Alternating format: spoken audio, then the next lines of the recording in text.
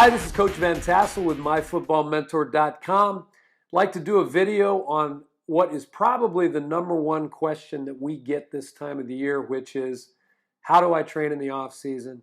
When should I start that training? Well, in my opinion, I think you need to start the training as soon as possible. Give yourself a little bit of time after the season's over with to recuperate, let your body heal up. But January is a good time. When you get into the gym in January, that's when you need to really start working on your core strength. I like to have my athletes train for power versus strength as much. I think linemen need to train for strength. They need to worry about how much weight they have, because when an offensive and defensive lineman come together at the line of scrimmage and there's a stalemate that's created, typically the guy who's a little bit bigger and a little bit stronger is going to move the other guy.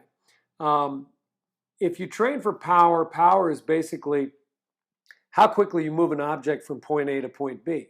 So as a runner, it's going to be how fast you run from point A to point B. Any type of a movement, explosive movement, is a power movement. You know, how quickly I can get my hands up into the other guy, how quickly I can get off the line of scrimmage. Working on power for football is extremely important, because football is primarily power movements. You're not going to find a guy that's standing still and trying to move an object without moving. So in the weight room, when you're lifting really, really heavy weight and you're lifting it really slowly, that doesn't necessarily translate to football very well. It'd be better to take a lighter weight and learn how to move it explosively or quickly. It's better on your joints, better on your tendons. Back in the day when I played, it was all about lifting as much weight as you possibly could. And unfortunately, I pay the price for that now, because I tend to develop tendonitis a lot easier, because when I was lifting heavier weights, it put a lot of stress on my tendons and joints. So things have come a long way since then.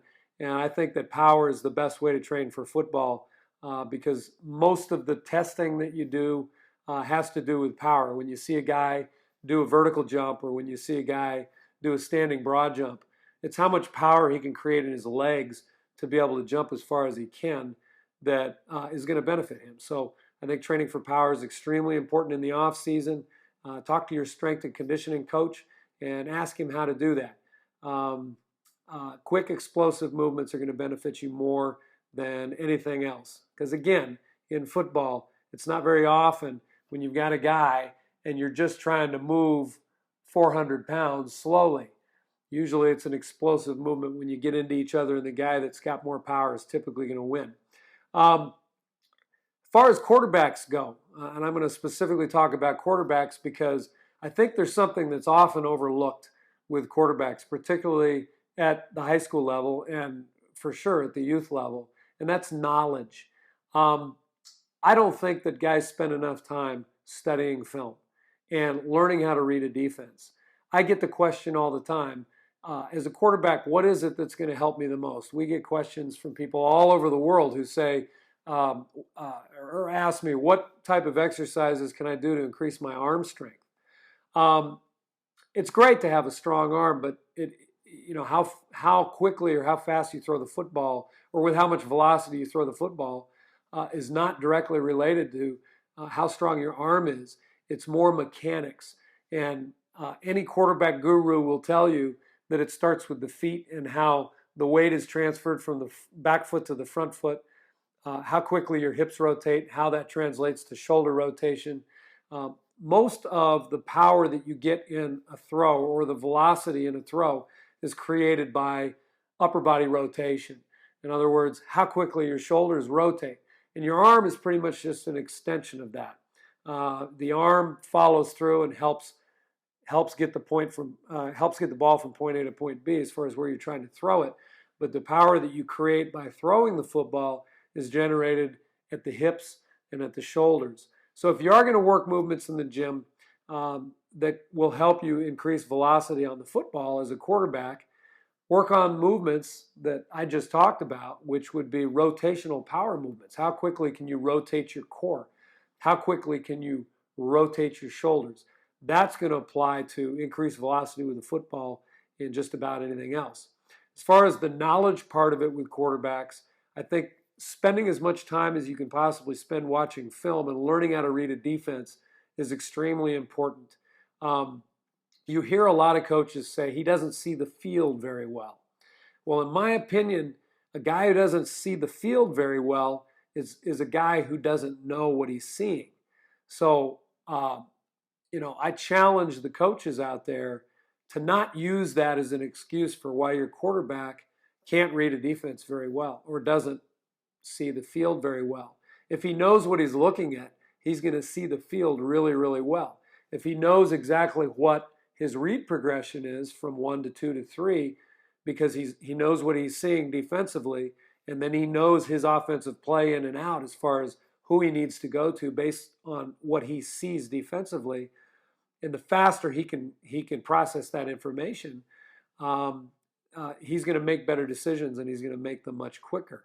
So spend a lot of time with your quarterbacks, coaches, in the off season, teaching them how to study film, because a lot of guys don't even know how to study film properly. They just watch it.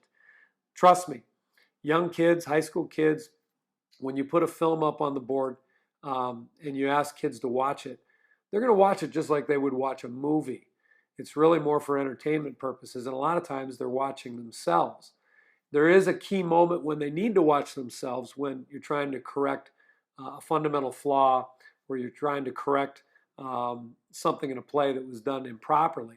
But teaching kids how to watch the film is probably one of the most productive things that you can do. And you can spend a lot of time in the offseason working with your quarterbacks, and not just quarterbacks, pretty much any player, teaching them how to study film, what to look for, tendencies in opponents, how to recognize when they're breaking down fundamentally, understanding what type of adjustments they need to make when they see a particular alignment. For me, when I coach receivers, based on the alignment of the defensive back, how does he have to attack that defensive back based on the alignment? How does he have to come off the line of scrimmage versus press coverage? How does he have to stem a guy when the guy's soft? All these types of things are things that you typically don't have a lot of time to work on during the season that you can work on in the off season. And these are the things that will translate into a better football player more than you would ever know. So in the off season, you need to take advantage of working on the things as a player that you don't have time in practice to work on. And coaches, it's the same thing. You need to work with your players on the things that you don't necessarily have time to spend in practice doing, because we all know we don't have enough practice time. When you have a 2-hour period of time to get all this stuff in, including a new game plan, working on fundamentals, your indie periods are very, very short, and it's really, really difficult. So we developed My Football Mentor for that primary reason. We can take a lot of weight off of the coaches when their kids come to us, and they can learn from our expert coaches on exactly what to do in certain scenarios, whether that be how you react to a defense or how you react to an offense, to the types of fundamentals that make you a solid football player. So coaches, you need to spend a lot of time in the offseason studying film with your kids. Quarterbacks, I'm telling you, when I get the question, how do I increase my arm strength? How do I throw the football farther downfield? How do I become more accurate with my throws? Well, that starts with mechanics. Everything starts with mechanics. But more than anything else, I think the one thing that is overlooked often is learning how to read a defense. That's probably the most important thing for a quarterback. The guys who are, who are very cognitively aware of what's going on, and they're very, I shouldn't say smart, they're knowledgeable about what they're seeing, are the guys that are going to have the most success. You don't have to be a great athlete to be successful at the quarterback position. You have to be fundamentally sound, your mechanics have to be right on, and then you have to know what you're seeing. It's what you know and not what you see. So coaches, spend the time in the offseason teaching your players what they're looking at. I can't harp on this enough. I don't really like the term, he doesn't see the field well. I think it has more to do with how much he knows than how well he sees the field. The more he knows, the more of the field he's going to see, and the better he's going to know exactly what it is that he's looking at. For all positions in football, I think you need to concentrate a lot on fundamental basics. Don't try to work on too much too quickly. Start off with the basics. If you're a receiver and you're wanting to learn how to get off the line of scrimmage against press coverage, work on your feet. We've got a lot of great videos on My Football Mentor that will help you with that type of thing. If you're a defensive back and you want to learn how to properly press a wide receiver at the line of scrimmage, again, we've got a lot of stuff that you can learn from. Coach Stills, our defensive back coach, is fantastic.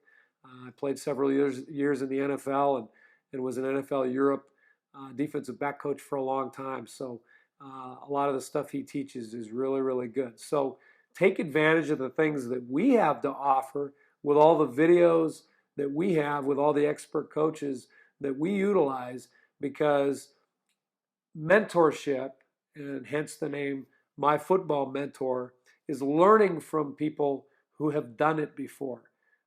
As a coach, I like to have coaches around me that are actually coaching the positions that they played. I think that's extremely important because I think they gain instant credibility right away with their players when the players know they've been there and done that. They've actually played that position. I think it's really difficult for coaches who played defensive line, for example, who happen to be trying to coach defensive backs.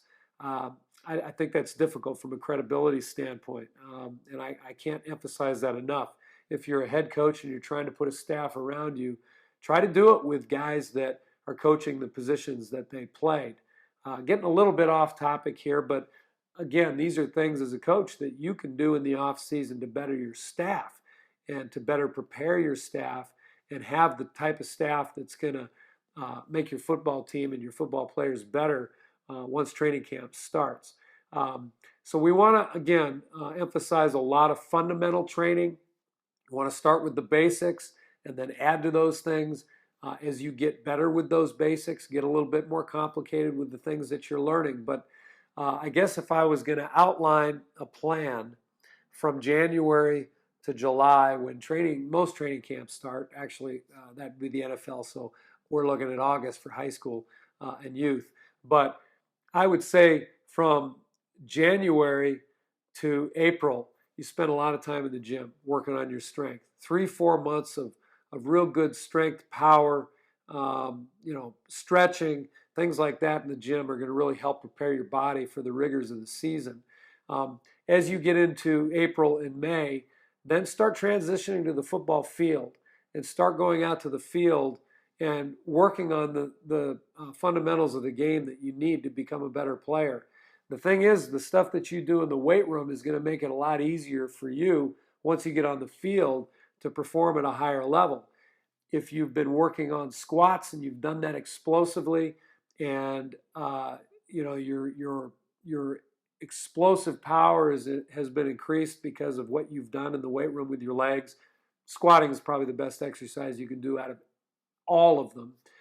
That's going to translate to how you come off the line of scrimmage as a receiver, how you burst through a hole as a running back, how you drop as a quarterback, getting back in the pocket as quickly as you possibly can. As a defensive lineman, how you come off the ball, how you come off the edge. As an offensive lineman, how you fire out into the defensive lineman. All these things start with how explosive and powerful you become in the weight room. So once you've prepared your body in the weight room for 3-4 months, then start working on the field and take what you've got in the weight room and translate that to what you can do on the field. Once you start working on all your fundamentals, I would say probably at least 6 weeks out, possibly 2 months out from training camp, you really want to start working a lot on cardiovascular conditioning. I think a lot of guys work too much on speed training. You do need to incorporate speed training, but a lot of your speed is going to come from what you do in the weight room, believe it or not. If you increase your power and your explosiveness in the weight room, that's going to translate to a muscle that contracts much faster, which translates to speed. Speed is defined by stride length times stride frequency. Okay, so you can see some guys out there that have a long stride, and they're covering a lot of ground, but they're not doing so very quickly. And then you see other guys that have a really quick stride, and their feet are moving really quickly, but they're not covering a lot of ground. The guys who run fast cover a lot of ground with quick steps. So again, speed is defined by stride length times stride frequency. And again, a lot of that comes from how you prepare your muscles in the weight room. So you do have to start working on speed, but I think that cardiovascular training is probably more important than just about anything else, because it's what you do in the third quarter and the fourth quarter that means more than anything throughout the course of the game. If you are not cardiovascularly conditioned, when you get to the third and fourth quarter, you're going to gas out, and it's going to make training camp a lot more difficult. So work a lot on your cardiovascular training. Cardiovascular, or examples of cardiovascular training, would be running 400 meters, 800 meters. It's running at a pretty good pace for a longer period of time. Get your heart rate going, get your lungs opening and closing, get that oxygen pumped in and out of your system, and that's why they call it cardiovascular. That's going to help you more for the second half of the game, towards the end of the first half, or those first few games of the season, when you're not quite as in good a football shape as you'd like to be. The better cardiovascular training, or the better shape you're in cardiovascular wise, the more that's going to help you as far as your endurance throughout the course of the game. So those are some of the suggestions that I would make in kind of the outline as far as how you do it: weight room, fundamentals, and then start working on cardiovascular training, speed training, that type of thing. And then increase your fundamentals, get a little bit more fundamental specific as you get closer to training camp. Get together with your quarterback if you're a receiver. Quarterback, get together with your receivers. Get together with your running backs. Make sure the timing on your handoffs is proper. That's something that gets overlooked a lot. Offensive and defensive linemen get together and work on get-offs. Offensive linemen work on one-to-one pass blocking, and then how you get off on run blocking. The more you can actually start working together as a unit, the closer you get to training camp, the better. So that's my advice for you as far as the types of things that you need to do in the off season. I want to thank you very much for following My Football Mentor. Feel free to ask us questions at any time. And again, we've got tons of great training videos that you can watch to become a better football player. Thanks again for watching My Football Mentor, and we'll talk to you later.